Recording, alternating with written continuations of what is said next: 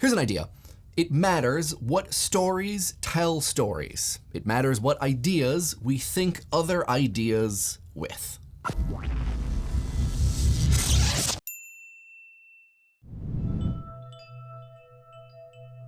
Hello and welcome to the last scripted Idea Channel video. Big breath. Okay. This is part 3 of our 3-part finale where we've been talking about how and why we made the show in the hopes of giving you some insight into our process that you can maybe put to use. In the first finale episode, we talked about ideas and who gets to have them. In the second, about the importance of overthinking popular culture. And in this episode, we're gonna talk about the third big ingredient to every Idea Channel episode, the most important one, I think, people. Insert Soylent Green joke. I hope people still make Soylent Green jokes. We gotta stop them somehow! Till we find out that Soylent is people. Now insert Silicon Valley joke. It's totally lost on me. Anyway, Idea Channel is people in a few ways. Most notably, we do comment responses. I wanna make sure you get a say somehow in the show itself. We wanted to find a way to include perspectives different from mine and to also give me a chance to change my mind, really. Back in 2012, we were inspired by Grace Helbig's commenting on comments, and also by the Brian Lehrer Show, WNYC's daily morning show where Brian takes calls on often complex topics from whoever cares to call in. I listen to that show every morning and thought, I wonder if you could do that on YouTube. Invite your audience onto your show as part of its premise. And people called us crazy. You are gonna read YouTube comments? But hot dang if y'all didn't prove everyone wrong and contribute to one of the smartest and most thoughtful comment sections. To this day, I'm still in awe. On Idea Channel, we've also tried to keep in mind that people, and not media or technology, have agency. The internet, cell phones, and TV shows don't take actions. People do. And I know it sounds obvious, but once you start looking, you'll be surprised how often commentators uncritically assign objects or media the actions and preferences of humans. And finally, in discussing pieces of popular culture, the impetus for doing so has often been how its fans, and occasionally its detractors, have responded to it. We often tried to focus on pop culture through its impact on audiences. To explain why we did all this, I want to talk about something called critical empathy, but we need a wind up to get there. Last week, I talked about overthinking, which in my mind is simply a dismissive term for critical thinking. On Idea Channel, we overthink by thinking critically. And for some people, this may be controversial, so allow me to explain. And just fair warning, I'm about to say the word thinking a lot, so don't play a drinking game or anything, because you'll die. For most of my life, I've considered critical thinking only in exceptionally vague terms, something job and college applications seem to value, something people who disagree with me on the internet think that I'm bad at. It's easy to get along believing critical thought is simply attempting to be objective, or to remove yourself from your own thoughts, or even just a willingness to be critical. It turns out that's not the case. In fact, and I learned this recently, there is a Center for Critical Thinking and a National Council for Excellence in Critical Thinking. These folks have a slightly more nuanced idea about the concept, and much like pop culture, critical thinking may be tough to define because it's a place where many disparate things meet. For instance, in 1987, philosophers Michael Scriven and Richard Paul, who was the Director of Research and Professional Development at the Center for Critical Thinking and Chair of the National Council for Excellence in Critical Thinking, said, "Critical thinking, in being responsive to variable subject matter, issues, and purposes, is incorporated in a family of interwoven modes of thinking. Among them, scientific thinking, mathematical thinking, historical thinking, anthropological thinking, economic thinking, moral thinking, and philosophical thinking." So many kinds of thinking, with so many different aims. Thoughts about stuff ranging from quantity, space, and change to what human beings should do to be good. Critical thinking can be put to use in a range of vastly different disciplines. So then, what unites this stuff under one umbrella? What is the aim of critical thinking? Linda Elder, president of the Foundation for Critical Thinking and author of more books on the subject than you could shake a critical stick at, talks about what makes critical thought. It turns out it has as much to do with people as it does with thinking. I'm gonna quote her at length. In 2007, she said, "Critical thinking is self-guided, self-disciplined thinking which attempts to reason at the highest level of quality in a fair-minded way, People who think critically strive to diminish the power of their egocentric and sociocentric tendencies. They work diligently to develop the intellectual virtues of intellectual integrity, intellectual humility, intellectual civility, intellectual empathy, intellectual sense of justice, and confidence in reason. They avoid thinking simplistically about complicated issues and strive to appropriately consider the rights and needs of relevant others. They recognize the complexities in developing as thinkers and commit themselves to a lifelong practice toward self-improvement. Mathematics, economics, anthropology, philosophy, they're all united by the fact they benefit from intellectual virtue. The process of thinking critically involves having thoughts about things, but also about thoughts. It involves the person doing the thinking about themselves thinking, and then adjusting their thinking based upon what they thought about how they thought, so that they can think and be better in the future. And for those of you keeping track at home, yes, we are currently thinking about how we think about thinking about things which are often thoughts. What I think this boils down to is that critical thinking requires you to be aware of yourself, not erase it. It's not about being objective, it's about being honest.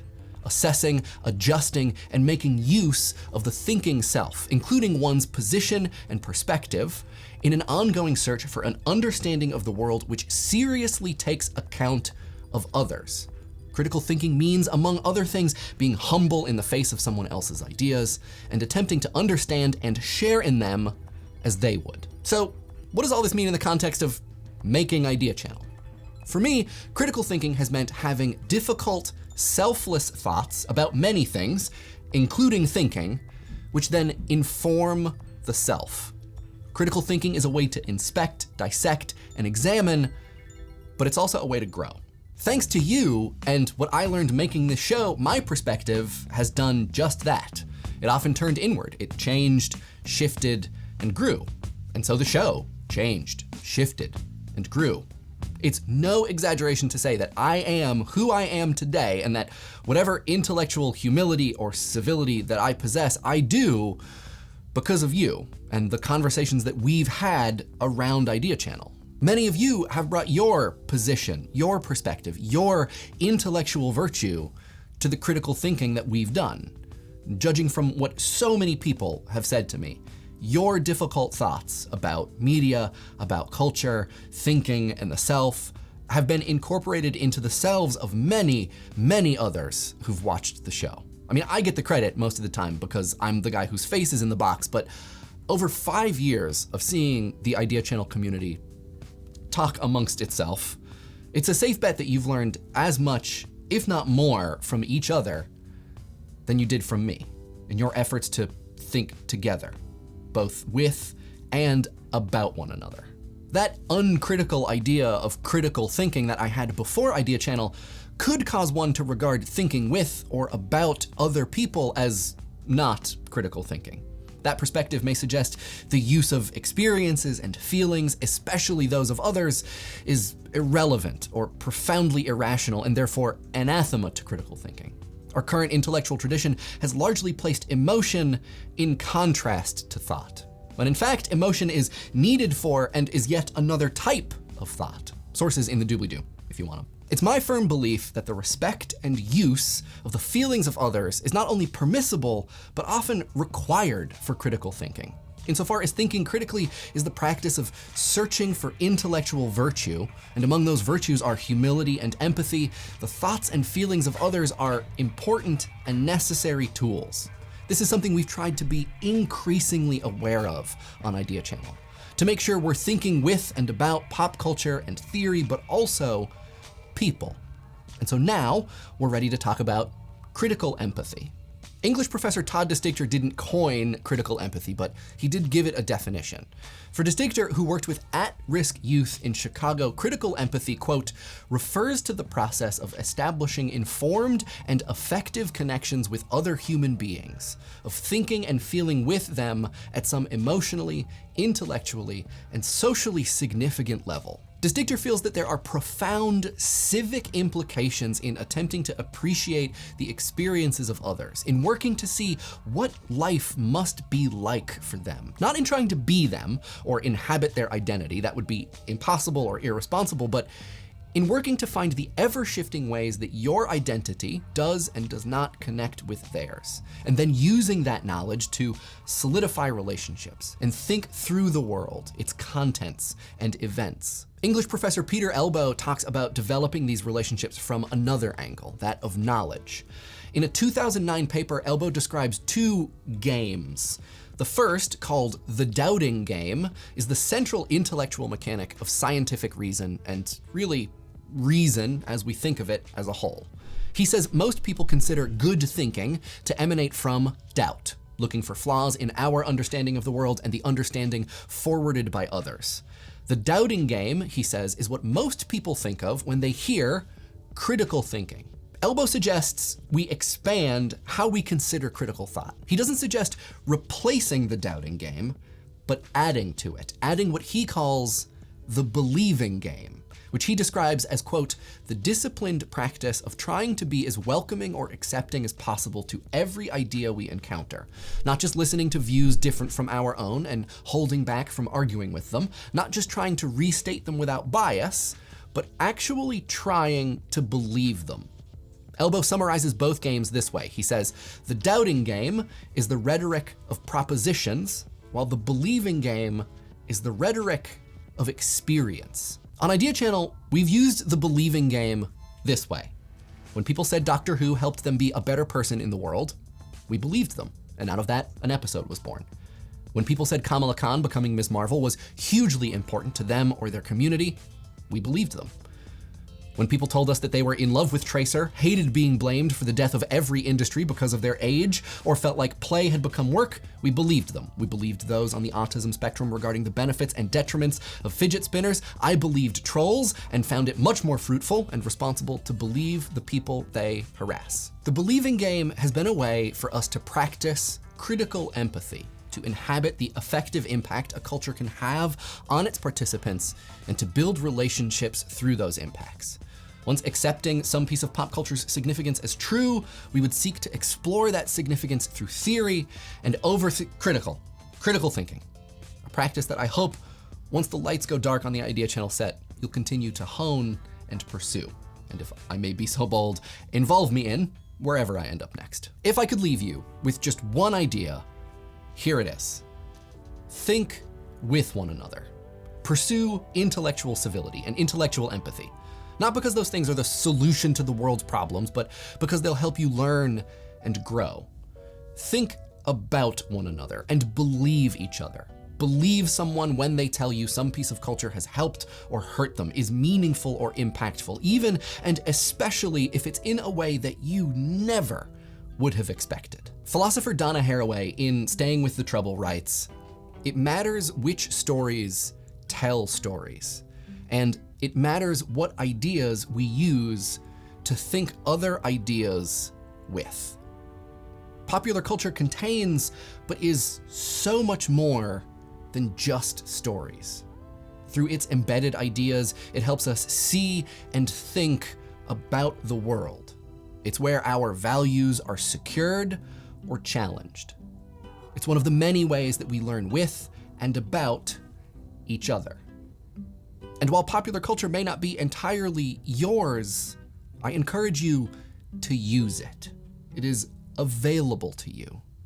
I hope, now that Idea Channel is done, you'll continue to think with and about these things. And I hope, now that Idea Channel is done, you'll continue to think with and about one another. Let me know what you think in the comments. I'll respond to some of them in next week's comment response video.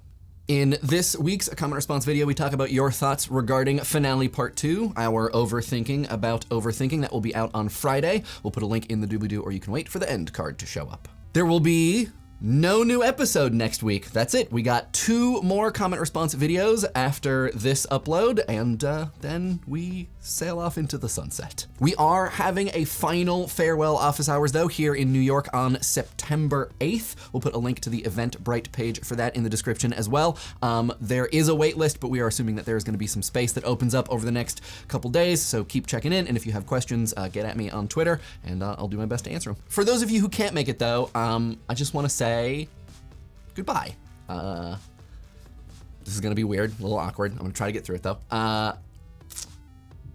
When we first started this show, when we were talking about what we're gonna make the first episode about, let's do a thing with Mario and like surrealist art and see what happens. See if people like it. I don't think we ever guessed that it would end up how it did. We got something like 250,000 views in like 2 or 3 days, which was shocking to all of us. Well, it was shocking to me. Eric, was it shocking to you? Oh yeah. Yeah, so we were all a little surprised. And that feeling just kind of continued. I would never have guessed that the show that we made in the corner of a tiny office in Manhattan would be something that I would do for 5 years, and would reach the audience that it did. It would have the impact that on me and on other people that it did. So as sincerely as I can, through a camera, through however many miles away we are, I want to say thank you. Thank you for subscribing to the show. Thank you for watching the show. Thank you for involving yourselves in the conversations, for sharing your experiences and your lives with me, for sharing the last 5 years with me. And thanks for making the show what it is. Thanks for having high expectations of us and of me, for challenging us, and for just, I don't know, it's weird to say, but for being good friends, doing the things that good friends do for one another.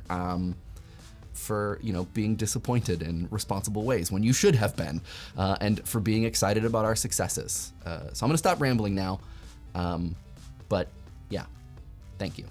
And I hope we can do this again sometime. Okay, back to business. Idea Channel has a Facebook and IRC and a subreddit. Those things, as far as I know, aren't going anywhere. The tweet of the week comes from BrainThinky, who points us towards the fact that Burger Kings in Russia are selling a cryptocurrency based on the Whopper, which I cannot imagine. BrainThinky said that it was for the hashtag Adventures in Late Capitalism file, which is a hashtag that I have on Twitter, and it is, I can't imagine something more cyberpunk dystopian future. Oh, it's amazing. Idea Channel is coming to a close, but I promise I am not going anywhere. I will still be on the internet. You can find me on Twitter, Instagram, and on YouTube. You can also find my podcast, Reasonably Sound, on Twitter, Instagram, SoundCloud, and most other places that you listen to podcasts. And last but certainly not least, this week's episode and all Idea Channel episodes would not have been possible or good without the very hard work of these critical empaths.